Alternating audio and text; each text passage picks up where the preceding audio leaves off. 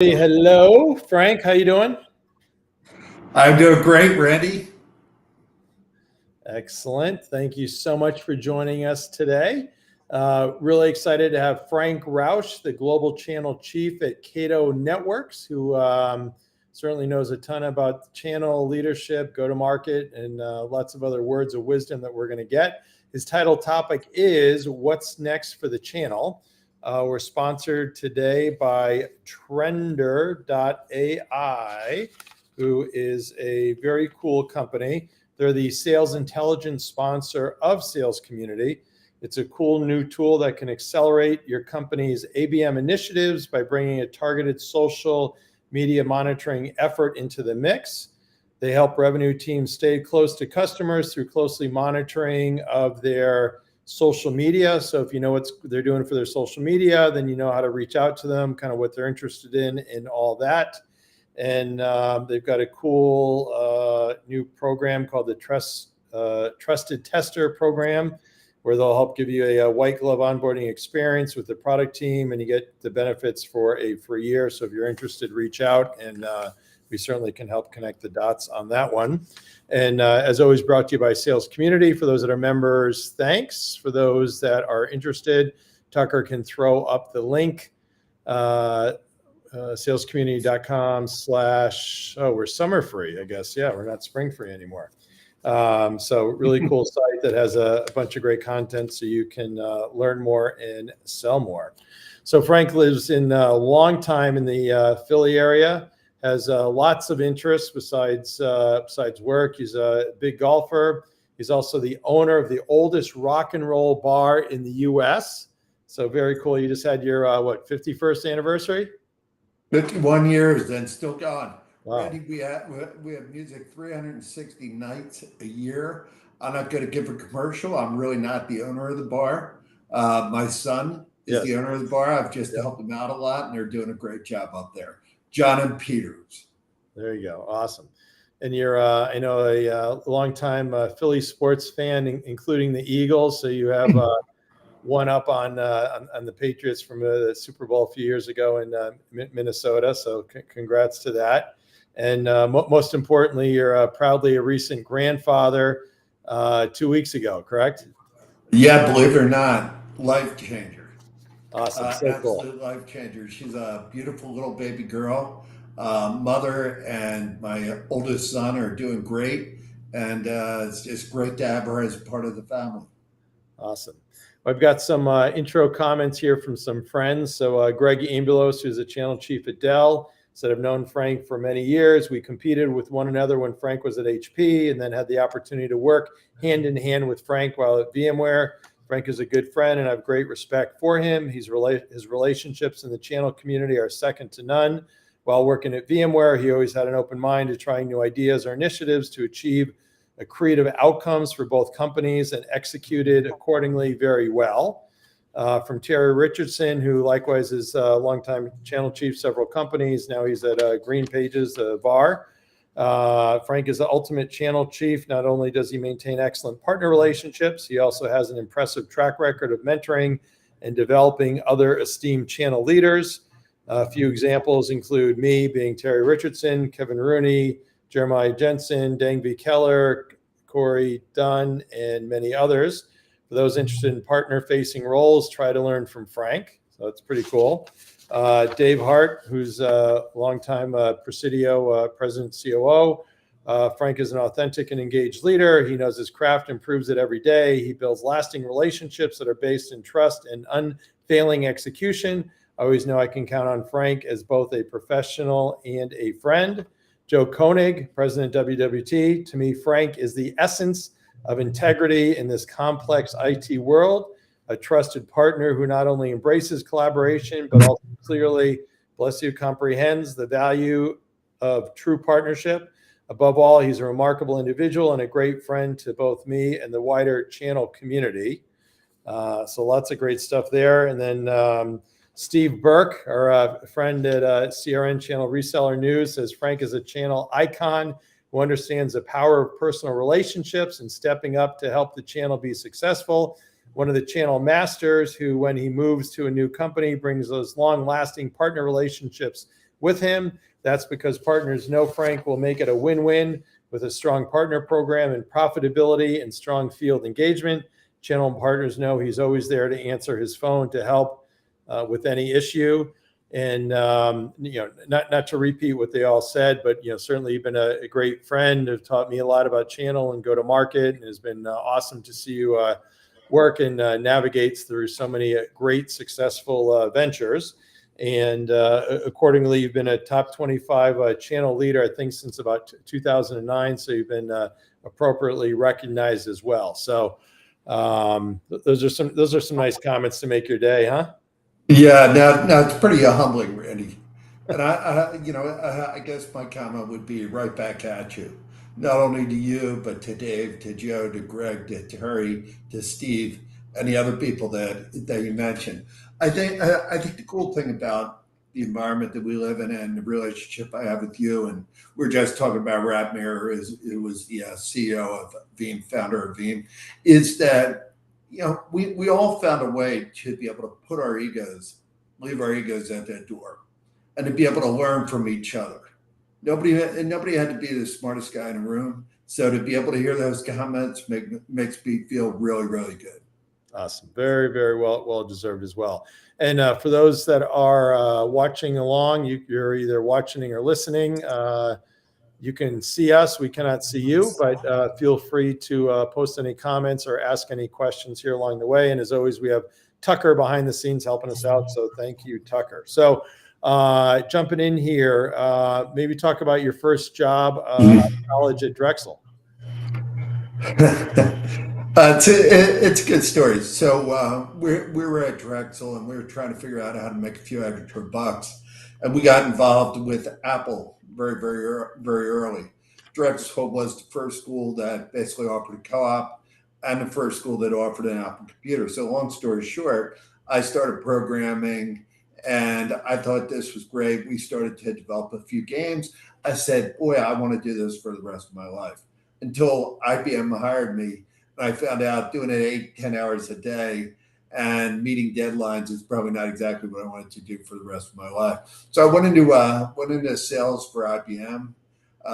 Actually, I had an opportunity to work in Montvale. I had an opportunity to work in Armonk.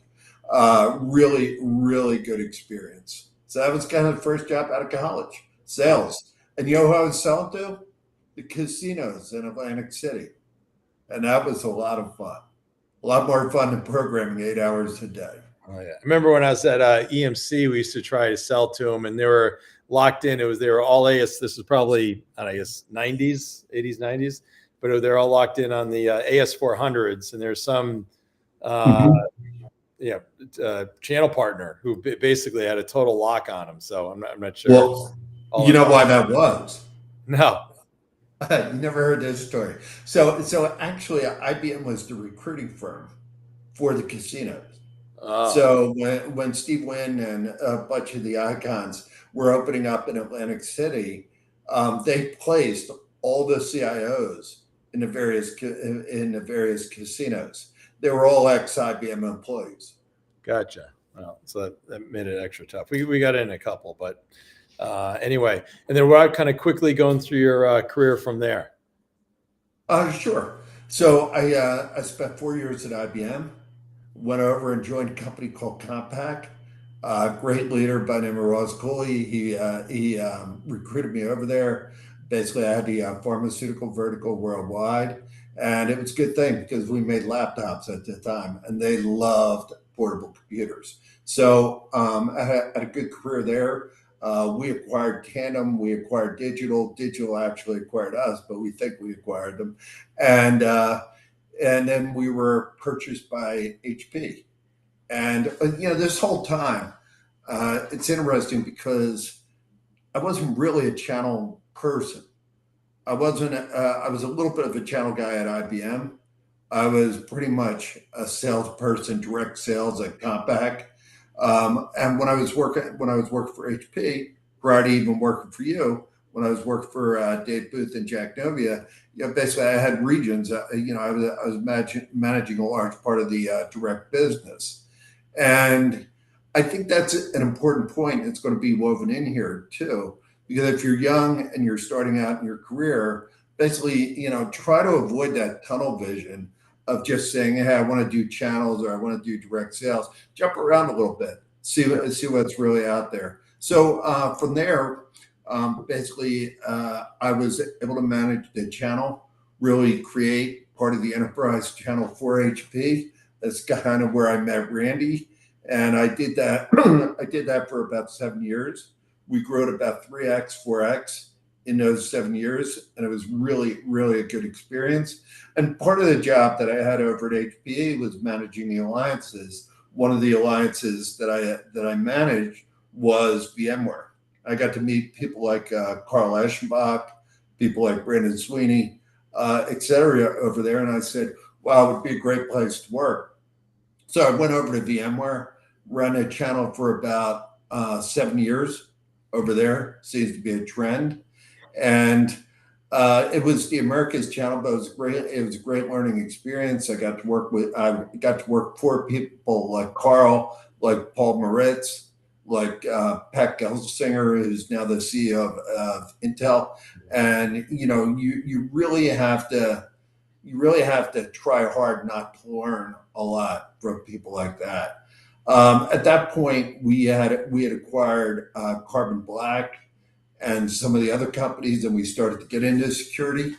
And I started to become more and more interested in security. And I wanted to be able to get back into the worldwide job. I didn't want to just manage the Americas. Checkpoint offered me both. So they offered me the ability to be able to get into security and also to be able to regain the worldwide stage. And I ran the worldwide channel for them for about 4 years. We developed a lot of cool programs, and Gil Schwed and other people were very supportive. And then I had an opportunity to be able to do something different. And I was tracking Cato Networks for about 2 or 3 years. And I first heard about them at RSA. And what they were doing was really, really unique. I'm not going to get into the technology a whole lot, but they had SASE technology, a secure access, secure edge that was very different than anybody that offered it. And when I started to look into it, I started to look into the leadership team. Shlomo Kramer, Gore, a number of other different people. And I looked at how successful they were in terms of bringing some of the companies to IPO. They had done it before. And it's the one thing I've never done in my career. I've never, basically had an opportunity to be able to see the bell rung, to be able to be part of that, et cetera. So I took a shot, and here I am. Awesome. Very cool. So along certainly awesome track record for sure, but any kind of one or two things in particular that you think have made you so successful? Well, I think, Joe Koenig and I talk about this, and I talked about it with Dave Hart too. I think it's a lot more than building your LinkedIn. It really is. I mean, that's part of it. But I think when I look at Joe and when I look at Dave, I can cite literally the day, the year, the month where those relationships were strengthened. And oftentimes they're strengthened in the bad times rather than in the good times. Oftentimes the sky's falling, and basically if you're there and you're willing to stand with the partner, absolutely that helps. The other point I'll go back to, which I mentioned earlier, is you need to be a lifetime learner. You really do. And when you stop thinking you need to learn, and when the words come out of your mouth, I got it now, you've lost it, because you need to evolve every single month, every single year. Yep, absolutely, well said. Yeah, and it's interesting today's day and age with the younger generation, but kind of showing up, right? So it's when there's problems with end user customers, with the channel partners, kind of who do they call, and if and when they call you, do you pick up the phone? Are you action oriented? Which I know you are, but certainly saying that for obvious words for those that are watching along.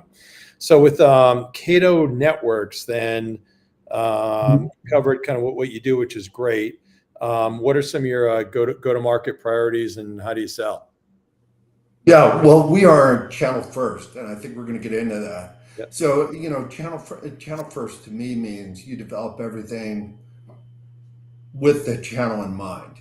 So when you're developing a product, you're developing a service. Basically, even when you're in the even when you're in the white rooms, even when you're just kind of starting to map it out, you really need to think about how you're going to go to market and how the channel will play in it. We're fortunate because we are channel led, and basically we are channel first, and the executive team understands it. And that's part of the battle. When you can have an opportunity to be able to talk to your CFO, and your CFO understands channel economics, your CEO is willing to be able to make sales calls, right, Randy? Big word. Sales calls. Yeah, sales calls on partners with you. Shlomo and I, we had the opportunity to meet probably about 12, 13 partners out at RSA, and it was good. And they were all sizes, all shapes, all geographies, etc. And that's it pays off. So when we look at where we get our business from, more than 50% is generated by the channel. And I won't get into the exact numbers, but the standard metric for a company is probably a third. And by the way, most people would feel really lucky if they were getting a third of their business generated by the channel. To be able to do that really makes a difference in our business model. And the other thing is to be able to be flexible.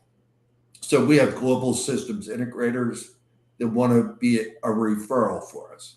We have managed service providers that want to sell us as a service. We have professional services partners that want to be able to do implementation. They want to be able to do assessment, et cetera. And then we have some of the traditional resale partners, et cetera. So to be able to have that flexibility in a channel is great. And then to be able to have differentiators too. We don't charge for our training. There is zero cost of entry into Cato. Anybody can join, but we're selective. We don't have 75,000 partners. We have probably about 1,500, 1,600 partners, and they're really, really good, and they're really, really committed partners. So we're gonna stick with them. We're gonna evolve. We're gonna listen to them, and we're gonna build the channel program to be able to give them the profitability and the predictability that will become a differentiator. So it's not only having the best tech. There's a lot of companies that say they have the best tech. It's the best tech. It's the best relationship with the channel executives and direct sales, and the best program. Awesome. That's great. What about you've openings that you're recruiting for? Yeah, we're always recruiting. I mean, we're deliberate in terms of the people we hire and where we hire them, et cetera. But yeah, we brought on a number of new people. I'm bringing on another one July 10th, et cetera. But we have we have engineering openings, we have direct sales openings, we have channel openings, we have SDR openings, et cetera. So just go to our website. Basically, if you're willing to work hard, you're smart enough to really grasp the right tech and to be able to respect the sales strategy, you're probably going to have a good time. I mean, this culture is unbeatable at Cato. Culture is it's extremely flat, and it just when I was interviewing, there were a couple of lines that just really kind of hit me hard. One was where Cato is the place where A players are the norm, not the exception. And the other one was there's no work beneath us. So in other words, basically, I don't care if you're a senior vice president or you're a CEO, you still need to be able to do the work and understand the detail. Wow, that's awesome. And then do you say, like, for incoming, sales or SDR folks, do you care where they live, or I assume everybody's kind of just dispersed everywhere? Yeah, everybody's pretty virtual, but we are a big believer in people that sell in a territory need to be in a territory. Yep. So whether that means working from your house or working from an office, that's kind of up to you.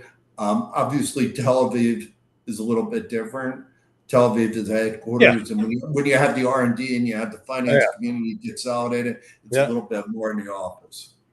Cool. All right. Well, by chance, Shannon's fiance, Matt's sister, Carly, actually just texted me before, and she's a hot ticket. So I'll probably connect the dots there for you. So I don't know if Yeah, let me know. We're always looking for great talent, though. awesome. Very, very cool. And you've got some awesome investors in Lightspeed and Greylock who are, been tier one forever. Yeah, I mean, to be able to have leaders like Jerry Chen and other people that are part of the board meetings is exceptional. We get good guidance, and I think as long as we produce, but Brandy, I think you're bringing up a good point. You need to be able to have those quality investors because as we've seen over the last 12 months or so, obviously it's a tough road. It's a tough road to be a startup. It's a tough road to try to get bridge funding. And we've seen example after example after example. So having those guys behind us is really solid. Awesome.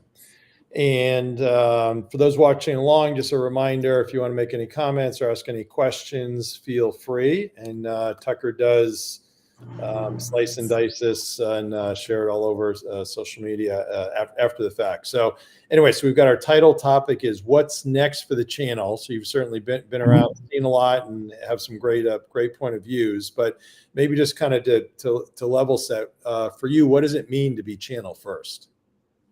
Well, like I said, what it means is to be able to go to Palo Alto and talk about the channel in Greylock's boardroom, to be able to be part of a board meeting. You don't mean Palo Alto Networks? You mean the no? I mean the city. Yes, absolutely. Well, I'm sure we'll get into competitors a little later, but yes, to be able to have a spot on a senior management team, which we call the SMT, very very creative acronym. But yes, so to be able to have a seat on the pricing committee, on the product committee, to be able to have that, to be able to give the channel the voice that they deserve, because oftentimes it's just too late. And basically, hey, here's pricing, here's the product, here's the strategy. How do we fit it into the channel? It doesn't work that way. It doesn't work that way. And then I think maybe the intuitive part of it is to be able to be the radar, to be able to listen to what the channel community is saying, to be able to understand the difference when a channel partner is owned by an individual, owned by private equity, owned publicly. Yep. I mean, you really, it's not the game that it used to be. I know you and I talk a little bit about the value of operations and operational experience. I'll tell you, if you look at a number of the channel hires, number of the people that are in channel teams right now, it's a lot more than just kind of relationships. Relationships are extremely important, but there's other things too. Yep, totally. And then the kind of margin pro, is yours a kind of MRR type sale? Yeah, ARR, MRR, yes. So that's different. Kind of certainly has evolved, where it was used to be an on-prem, one-time buy price, big margin. Now kind of in effect that margin gets elongated. And you got to kind of be creative how you fund the channel, and then how the channel companies actually pay their reps, so the reps are incented to sell, correct? Yeah, and you also need to look at your churn, and you need to be able to look at a number of other factors. I mean, it's interesting. We were just kind of talking about this, and when you're in an ARR, we modeled a deal recently where the first deal, believe it or not, was $16,000. So it was crazy. And then by the time that the customer matured, it was $659,000, or 41x the upsell potential on the ARR. So we're retaining customers 95% plus. Basically, our retention rate is even bigger when you look at the upsells, probably around 117%, et cetera. So that's all important. And and going back to the channel comment, if the partner is confident that when the customer has issues, and they always will, that you're going to respond on their behalf, and you're going to keep that retention rate up, and then you're going to keep innovating. Like we just announced, remote browser isolation. I can give you 45 minutes on that if you want. No, probably not. But the point is, you keep giving the partner the opportunity to be able to upsell. Along with that, too, is really the multiplier effect. And people like Jay McBain and others have done a good job of highlighting this in the channel. You need to be able to give partner services opportunities. So one of the challenges that we have is we have a very, very self-install type product. One of the values of the product, but there's so much more opportunities for the partners to be able to do health checks, for them to be able to do, just revisions of the environment, to be able to make it better and better and better, to be able to expand sites. We have points of presence right now in North Africa and China. We have over 85 plus points of presence. We want to give the partners the opportunity to be able to be trained on a product, but trained in a way not just to operate the product, but to be able to make the customer environment better. So with all this kind of changing landscape, how have you seen the skill sets evolve to kind of what used to be needed to kind of what it is now that's needed? Yeah, I mean, so it's funny when you start to run a channel and you're on forecast calls, you tend to be an escalation point. And you tend to be a listener. Okay, you're very, very, very rarely the center of attention on a forecast call. When I was growing up in the channel, now it's a little bit different. Now you're expected to be able to have the right Salesforce dashboards, to be able to understand what conversion rates are off a deal registration, to be able to understand partner productivity, to be able to understand ROI on market development funds. It's a little bit of a different game, and the bar has definitely been raised in that aspect. And I think, when you look at some of the people that are being hired, I'm fortunate enough, Greg's fortunate enough, Terry was fortunate enough, et cetera, to be able to ride that curve and to be able to evolve along the way. But there's a number of people that just relied on relationships that no longer have that job. And there's a number of people that have come from analytic backgrounds that now have channel chief jobs. So it's a little bit of both. It's not easy, Randy. There you go. And what advice would you have for somebody that's maybe earlier in career that wants to get into the channel? Well, the first advice would be to ask Tucker for some questions, because it's a great opportunity to learn on these webcasts. So as much as I enjoy just talking to you, it would be great to get some questions from the audience. The second part of it is, somebody once said that Eisenhower was one of the greatest presidents of the United States, and when asked why, it was because he was everything from a quartermaster to a cook, had 23 different jobs before he rose to the presidency. I would say, maybe we don't need 23 jobs, but to be able to start your career in direct sales, to be able to really have the credibility of carrying a direct quota, carrying a bag, I think it's really important. I think it helps in a channel job. If you have an opportunity to be able to do an assignment in marketing or an assignment in strategy and planning, like I did when I was over at HPE, I think it all counts. So it's never that straight line. It just doesn't work that way. And by the way, the more zigs and zags that you have, I'd say once you get there, the better off you are. That's great. And then for those that are in the channel, what are some of the things that you look for in terms of promoting people up? Yeah, I mean, I don't think it's much different than, Randy, what you and I have discussed in the past. I think it's work ethic. I think it's IQ. I think it's EQ.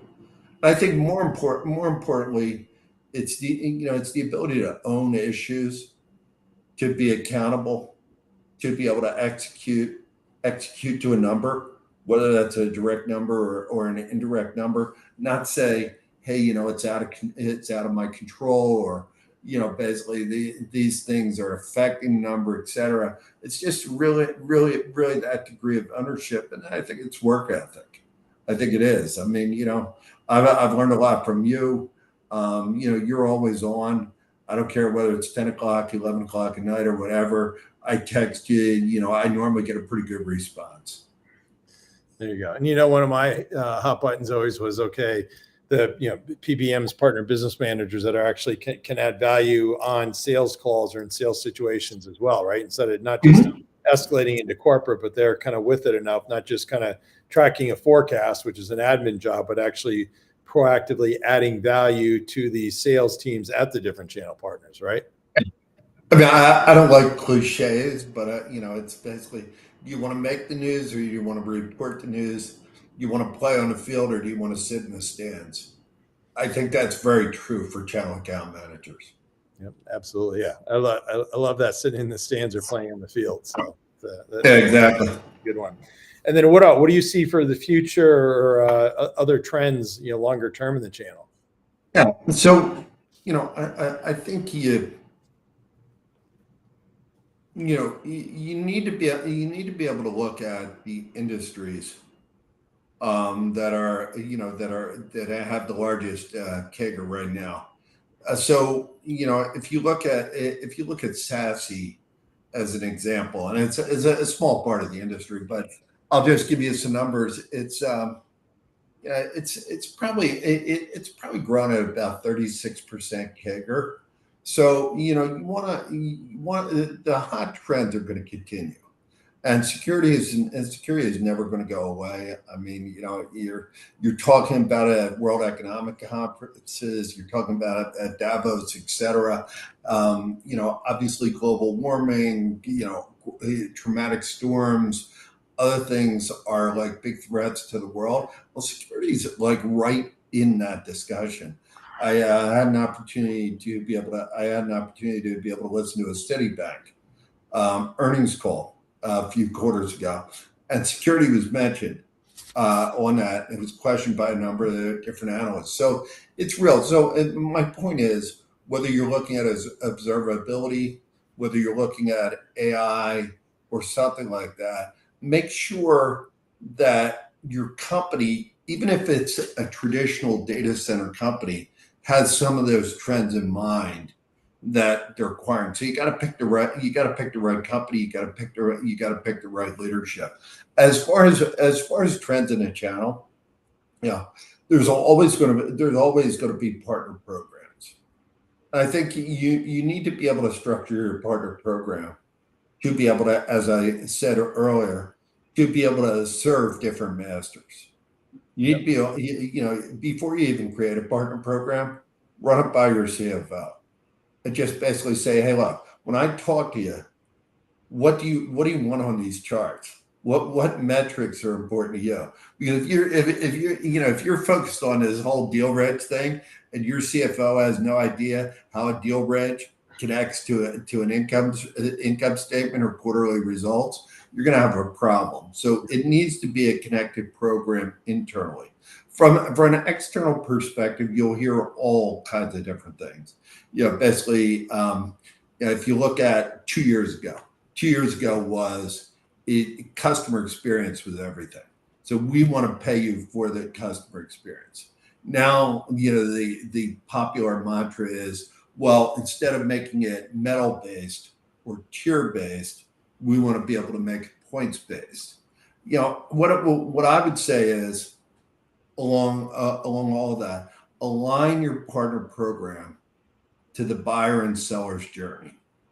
Mark what's important on steps within the sales cycle to be able to achieve the result, and then pay the partner for those steps or those activities. For example, at Cato, we have somewhere around a 73% win rate when we get to POC. So what do we want to encourage our partners to do? Yeah, it would be great to sell $1 million a year, but you know what? Unfortunately, until you get to December 31st, you're not going to know whether you sold $1 million a year or not.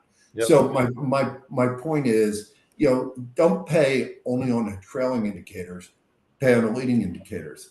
The final thing, and I'm going to steal this from Sanjay Poonen, who's the current CEO of Cohesity, is it's an Isaac Newton quote. If I have seen further, it's by standing on the shoulders of giants. And what it means is if you have an ability to partner with Microsoft, with AWS, with some of the big mover and shakers, to be able to be in their marketplaces. GCP is another great example. Take advantage of that, but take advantage of it how you become louder as a brand as a result of that. That would be my advice. Totally. Awesome. And you've been doing a great job getting around some global partner summits you've done in London and Paris, and then I think you have Tokyo next week. So I assume those are something that's a big value for you and big value for the partners. Well, it's a big value for me. If I had a transporter, I could magically get there. The Tokyo, Singapore is going to be a little bit challenging, but yeah, it's it's just not having me. But if you look at the agenda of the partner summit you just referenced, Randy, we had our head of products, we had our head of product marketing, we had our head of security, we had Shlomo Kramer, our CEO, on the stage, and not only on the stage, but having executive dinners, basically listening to the partners, etc. So if you're gonna do them, my point is, first of all, people like to see you show up right now, especially in post-COVID. Second of all, make them as bilateral as you can, because you could say, "Hey, I want to do a partner advisory council," and some people are like, "Well, what do you think of our partner program?" That doesn't work. You have to have that give and take. You have to be able to show the future, show the roadmap, not just the product roadmap, the program roadmap, and then have the partners react. Yep, totally. And looks like we have a question from Katie Bailey. Thank you, Katie. Frank, what's your approach to sales/relationships while in a down market? I'm a commercial real estate advisor and find any sales guidance helpful.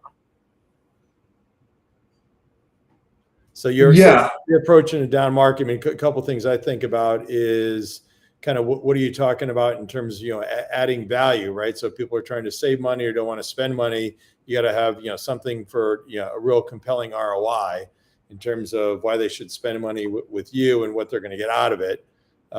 Any other things come to mind maybe for you? Yeah, I think whatever your lead source is, Katie. I think it needs to, the currency value has increased dramatically. And, maybe a lot of leads that you would have disregarded, maybe your qualification, whether you use BANT or MedPick or whatever qualification tool you use. I think you have to be able to kind of downsize that a little bit and take a little bit more risk on the leads you follow up on, because they're just not that plentiful. And then I think, to Randy's point, is when you have an opportunity to be able to sell in a down market, make sure you clearly understand your value, your differentiators, because where maybe you were competing with 2 companies or 3 companies in a regular market, now you're probably competing with 7 companies because of my first statement, because that qualification criteria has gone down. But that would be my advice. Awesome. Then obviously from relationship, we both be in violent agreement having, any face-to-face time. I think, today's day and age, too many people, are lazy. They stay at home, they're behind the computer screen, as opposed to, hey, get out there, meet somebody for lunch, dinner, drinks, coffee, and whatever. And that's the best way to build relationships. And at the end of the day, given a choice, people will buy from kind of who they know or who they like versus others. Yeah, I agree. I mean, when it was great to hear from Greg and Steve and some Joe and Dave regarding the comments. But I remember the first time that I met pretty much each one of them. and I guarantee it wasn't over a screen. It was, and I can guarantee you, we didn't just talk about our businesses and our companies, our value proposition. We got to know each other's family. In fact, I have the pleasure and a great pride of going to Greg's wedding in August, and I'm very, very much looking forward to seeing a bunch of people there as well. So, but that's the kind of relationship you really need to build. Awesome, really cool. Thanks for that. And from Stephen, we have, what are your thoughts on channel saturation? Too many partners in a geo or vertical, or I guess I'd even say, just on a opportunity. So on the one hand, it might be great if you got, everybody and their brother and sister doing Cato, but you want to kind of divide and conquer, right? Yeah. So, Stephen, thank you for asking the question. Yeah, it's crazy, but it depends on your market. So if you look at a company like Microsoft or Cisco or something like that started out very early in the channel, they arguably have well over 100,000 partners. VMware, when I left, had 75,000 partners worldwide, et cetera. I think you need to be able to pick your spots, and I think you need to be able to rank your partners. Question is, how do you prioritize? Because they're not going to go away, and the partners will continue to grow. And as you start to see trends in security, like you have 4,500 security companies right now, you're going to see more and more partners latch on to them. So I would say channel saturation is definitely there. It's how you rank and how you prioritize the partners. So you want to look at your Pareto, which is the percentage of your partners that are doing 80% plus of your business. Then you want to look at the commitment of the executives, and then you want to look at some of the other factors in terms of which geos they're playing in, which verticals, to your question, they're playing in, et cetera. And you wanted to be able to do a heat map, because your cost to serve is never going to be enough to cover all the partners that want to be partners. I would also say use distribution, use the cloud marketplaces to be able to serve those partners that you're not going to serve direct. There's some companies that fire partners. I think that's a double-edged sword. It really is. If they have some commitment, I want to try to serve them in some way, but I'm going to concentrate on that 10 or 11% of my partner base that's going to bring me the majority of the business and is committed to me. So kind of like the old school 80-20 rule, right? You're going to have a lot of partners, but you focus on that core 20% out of everybody.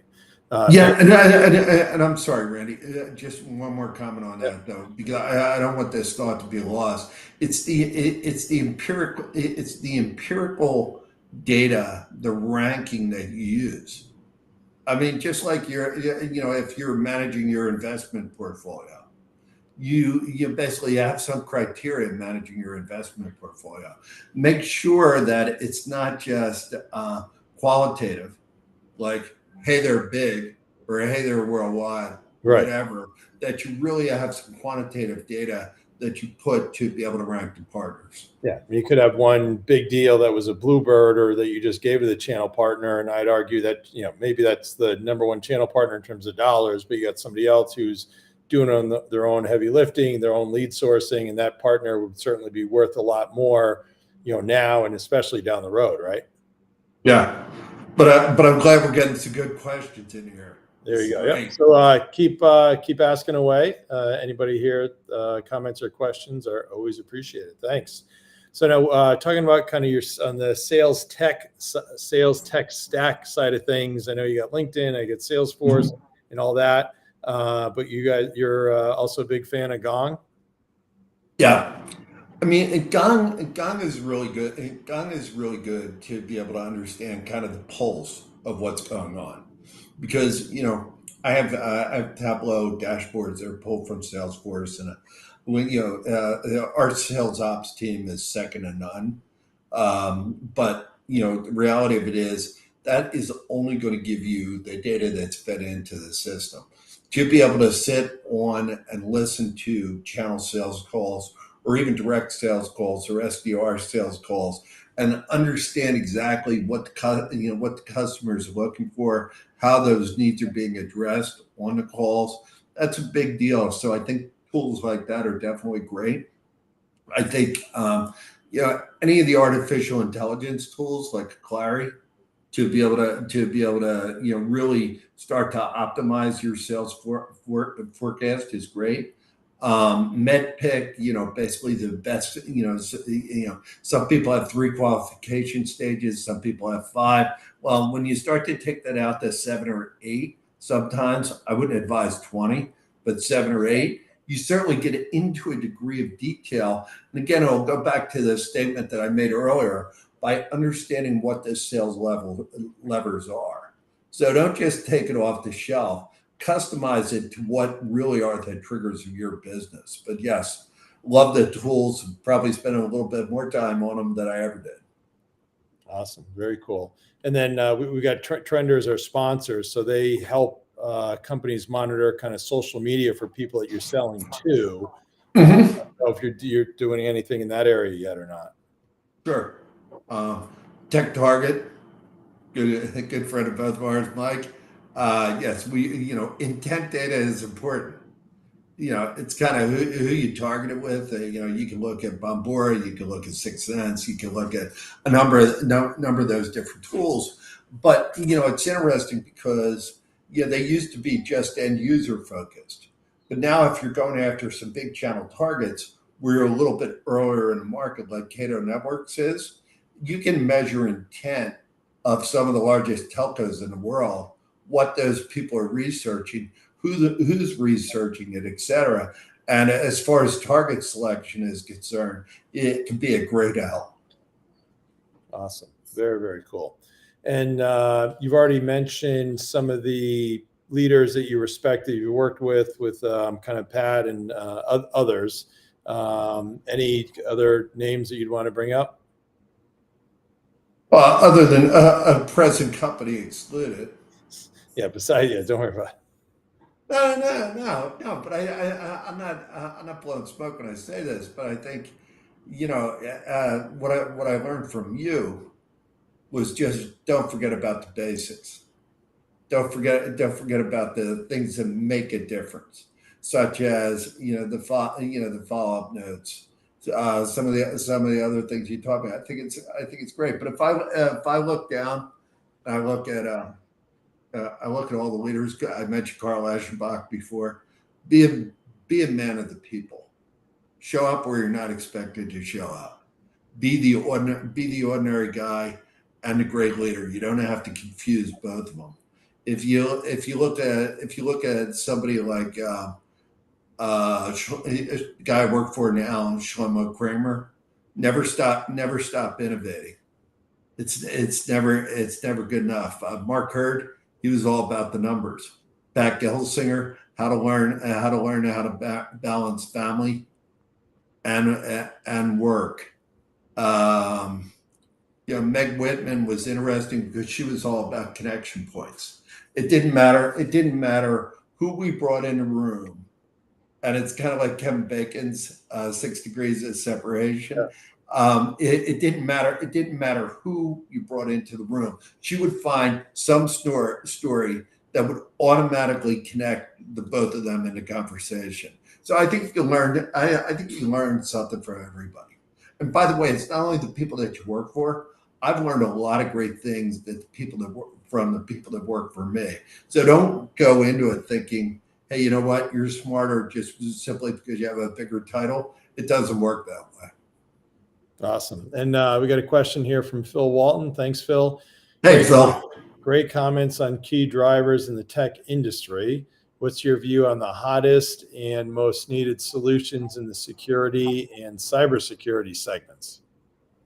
Yeah, so I'm going to be pretty parochial on this one, but I think the biggest security needs right now are to be able to have a secure network that basically has the components like Zero Trust, like CASB, like Remote Browser, like Swig, etc., to be able to have it manageable. And that's the key thing. Because like I said, RSA says there's about 4,500 security companies out there right now. So it does, you can go best of breed all you want. And some of those companies are great companies, but realistically, you got to figure out a way to be able to manage them all. You can't have 40, 50, 60 security vendors. I mean, there's a story that's told regarding Citibank, where basically it was a call on a CIO, and they were asked how many server, and this was a while ago, but how many server vendors they had, how many cloud vendors they had, how many storage vendors they had. All those numbers were sub 5. And then they were asked how many security vendors they had in their environment. The number was over 250. So, you need to be able to do that, but you need to be able to do a couple other things too. First of all, you need to be cloud native. Because if you're not cloud native, nobody has the ability to be able to go appliance by appliance on an upgrade, because the threats are getting more sophisticated day by day. That's one thing. So basically, you need to be able to send one command, and you need to be able to update the entire security network. The other thing is AI, and AI is probably an overused term, but to be able to have a threat cloud or a cloud intelligence of threats that basically mirror what's being seen in the world and also what you've seen before is incredibly important. Yeah, and it's the little things that matter. The little things are artificial intelligence. When is email normally accessed? How often is it accessed? Are there any odd trends in observability that you're seeing within a security environment? So it's not one thing. And the reason I like Cato, and I'll give a little bit of a commercial, it'll be just a 30-second, is basically it was built. It was built for what it is. So SASE, by definition of Gartner, by definition of others, is basically a secure network with security features that is reasonably easy to manage, with the cloud native component and an AI component that you win. We have all that, because when this company was created in 2015, it was built not only from the channel up, but from SASE up, where some of the competitors, which I don't want to mention by name, I don't want to disparage anybody, but you can't just do that by acquisition, because how do you fit it all together? We didn't do it by acquisition, we built it. Awesome. Very, very cool. Well, time flies when you're having fun. Thanks for that, Phil. So I think I'm going to wrap here. So Frank, you've been awesome as expected. So thank you so much. Trender, thank you so much for sponsoring. Tucker, thanks for your help behind the scenes. Again, for those that are members of the sales community, great. Anybody that wants to join, you can feel free to click on the summer free link. And next week we're skipping next week because of July 4th. So then the following week, I think it's July 12th. We have Anthony Anzavino, another Philly guy. So I don't know what's going on with the Philly thing there, but anyway, you've been awesome. Thanks for those that have watched. Feel free to share with others. Everybody have a great day. And then Frank, after we cut out, stay on. Yeah, one more thought. So literally, if I can help anybody that's watched this, please LinkedIn with me, send me a private message. I'll be more than happy to answer your question. So thank you, Randy. And thank you, Tucker, for keeping us all honest here. There you go.